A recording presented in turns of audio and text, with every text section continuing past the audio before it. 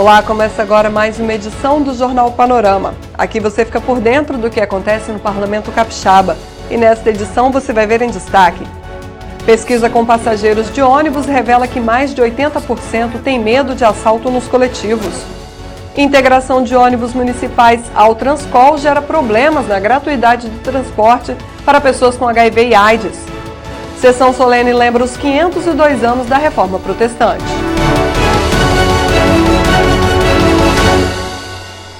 Frente Parlamentar de Combate à Violência nos Transportes Coletivos se reúne e discute pesquisa realizada na Grande Vitória. O estudo apontou o medo de assalto em ônibus em mais de 80% dos entrevistados. A Polícia Militar pede dados mais qualificados e pondera sobre a indução à cultura do medo. Pesquisa realizada com 1.020 entrevistados revela que mais de 80% dos usuários do transporte coletivo têm medo de sofrer assalto dentro dos ônibus.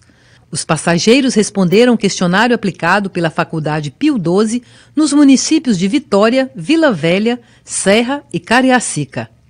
Os dados serviram para discussão durante a audiência pública da Frente Parlamentar de Combate à Violência nos Transportes Coletivos.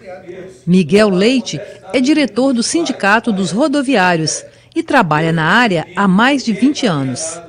Ele disse que já foi vítima de assalto e também presenciou muitos outros dentro do ônibus. Quando a gente sai de casa, a gente já sai cismado, porque a gente não vê mais a polícia militar nas ruas, como a gente via antigamente.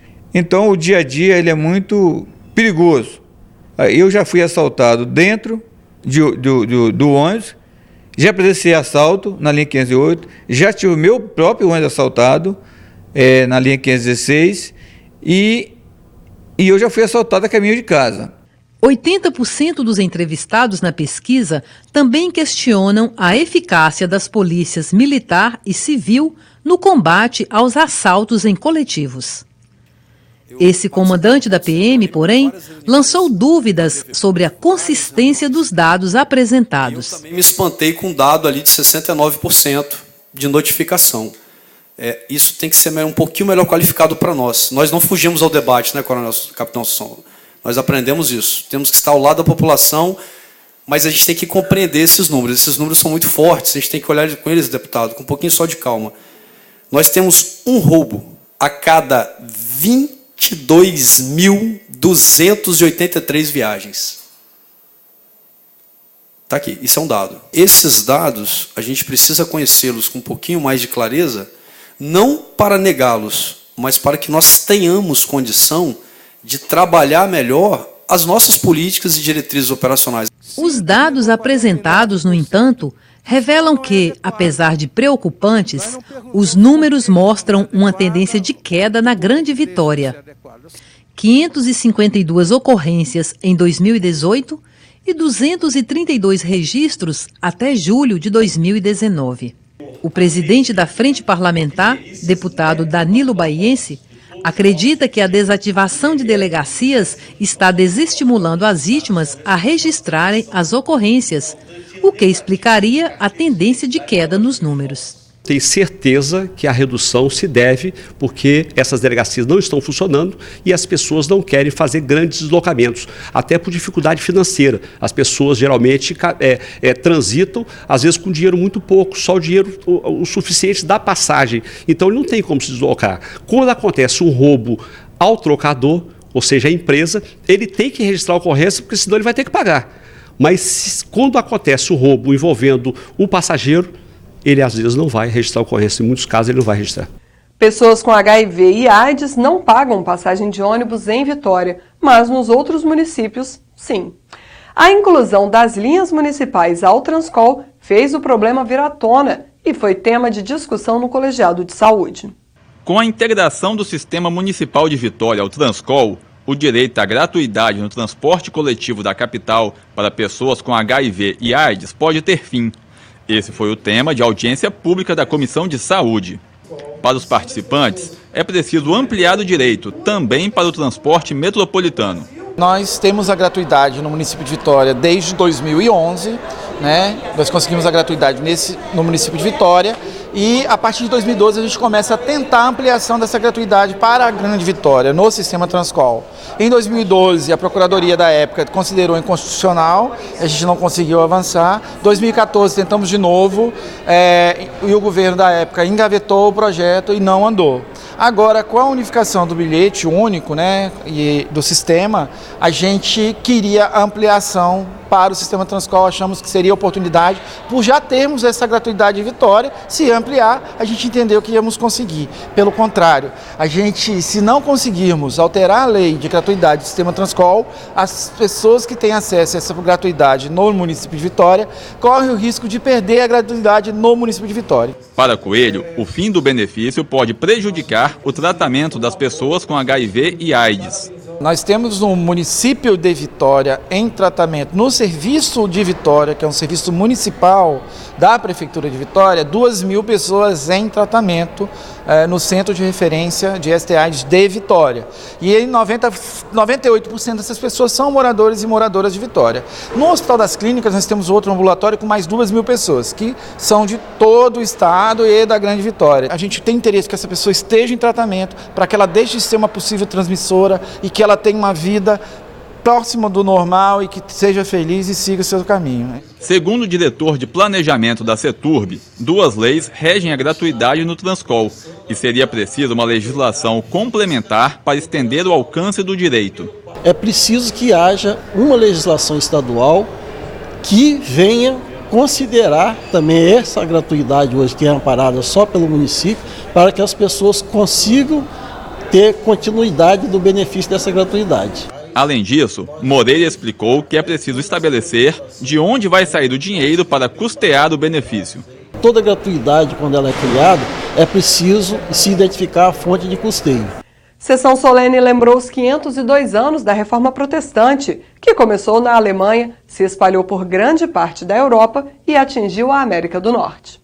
Os reflexos da Reforma Luterana foram destacados na sessão solene que celebrou os 502 anos do movimento, que é considerado um dos mais importantes da história moderna. Lideranças da Igreja Evangélica de Confissão Luterana explicaram como a reforma, promovida por Martinho Lutero, impactou a sociedade. Daria para dividir a história da humanidade entre antes e depois. Com o advento da Reforma, que foi um grito liderado pelo monge alemão Martinho Lutero, um grito de protesto contra as práticas religiosas e políticas da época, que as duas coisas andavam meio juntas. E Lutero queria então fazer uma redescoberta, queria propor uma nova leitura bíblica que nos conduzisse novamente ao Evangelho de Jesus Cristo. Muitos desenvolvimentos posteriores foram se somando.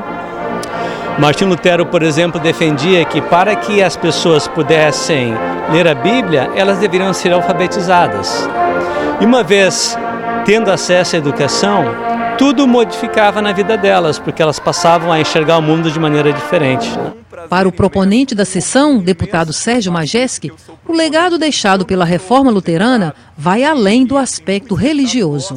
Esse outro olhar de Lutero para a interpretação teológica, para o olhar para os mais pobres e como as pessoas eram exploradas naquela época, como eram enganadas, tudo isso vai mudar radicalmente a partir da reforma, vai mudar a questão, né, da filosofia, das questões sociais, das questões políticas, a questão educacional. Então, assim, o legado deixado pela reforma, ele é muito grande, isso independe de religião, né? Isso vai muito além, assim, então, assim, não é uma sessão solene para homenagear efetivamente uma religião apenas, né? Uma igreja apenas, mas o que significou, o que representou a Reforma Luterana como legado histórico para todo mundo, claro que principalmente para os luteranos.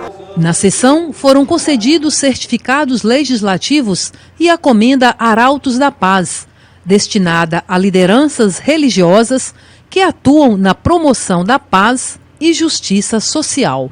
Mais do que uma homenagem, isso é um legado que a Igreja Luterana está deixando, não só para a Igreja Luterana, mas a sociedade como um todo. E a Igreja Luterana tem como missão, exatamente isso, não separar fé de atuação social, fé de atuação no mundo. Uma completa a outra.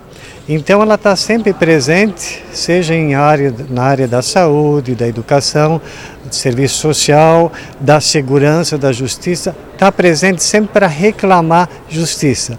E se entende justiça exatamente aquilo que foi falado hoje, sempre que faltar alguma coisa para as pessoas, no sentido de terem condições para ter uma vida digna, a igreja está aí para reclamar isso. Hoje tem plenário do povo e o assunto é dar milho aos pombos.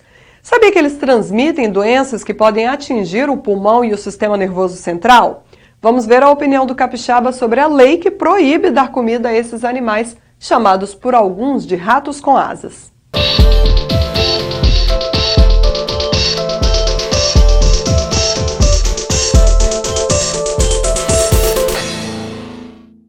Em várias cidades brasileiras, leis municipais proíbem alimentar e construir moradas para os pombos, para evitar a proliferação de doenças. Na capital capixaba, em outubro, foi aprovada uma lei semelhante.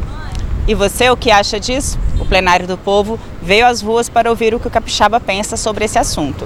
Eu sou a favor para a gente poder parar de alimentar os pombos, para ele poder parar de proliferar e parar de transmitir doença em todo o estado do Espírito Santo. Sou a favor, porque a população já tem muito problema, não precisa de mais um, né? Então, se parar de alimentar os pombos, logo eles vão parar de se proliferar e parar de transmitir doença para a população. A favor dessa lei porque acaba gerando uma condição de comodismo, né? E a partir do momento que a gente faz com que isso se torne comodismo, dá mais espaço para novas doenças, para a sociedade, certo? Eu sou a favor porque realmente transmite doenças. Então, tudo que é para beneficiar o povo, os municípios, né? Nós temos que ser a favor. Os pombos, segundo os especialistas, eles têm trago enfermidades, né? E com isso, se de fato inibir essa alimentação a eles, é muito provável eles procurar outros lugares e com isso as praças públicas, onde as pessoas circulam, vai ficar limpo desses animais, das aves, né? E o Jornal Panorama de hoje vai ficando por aqui. Mais informações sobre as atividades do Legislativo você encontra em nosso site e em nossas mídias sociais. Obrigada pela companhia de sempre e continue ligado na TV Assembleia, no seu canal Cidadão.